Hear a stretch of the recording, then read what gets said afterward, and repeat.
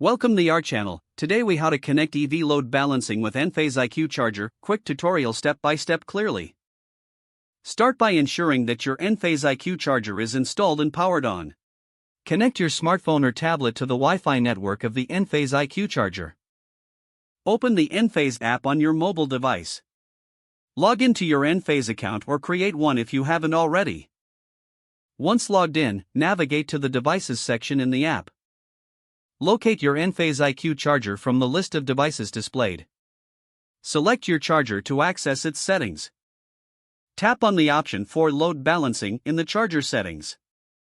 Follow the prompts to enable load balancing.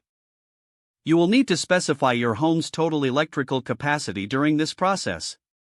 Enter the kilowatt capacity of your electrical panel to ensure proper load management. The app will guide you through the setup for any additional chargers if needed.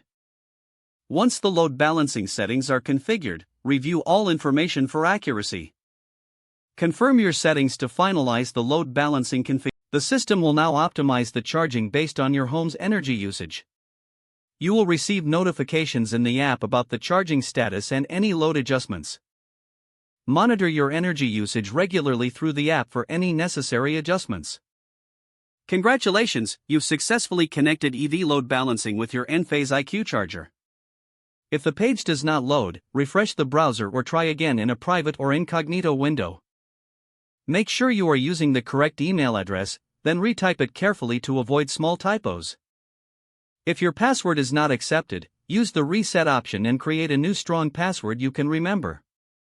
Check your spam folder for verification or security emails, then complete any requested confirmation steps. Enable two-factor authentication if available to improve account security and reduce unauthorized access risk. After signing in, review your profile details so your contact information and settings are accurate and current. If you see an error message, note it down and try again after restarting your device and internet connection.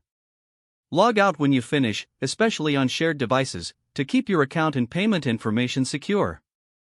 If the page does not load, refresh the browser or try again in a private or incognito window. Make sure you are using the correct email address, then retype it carefully to avoid small typos. Don't forget to like this video and subscribe to our channel for more step-by-step tech guides.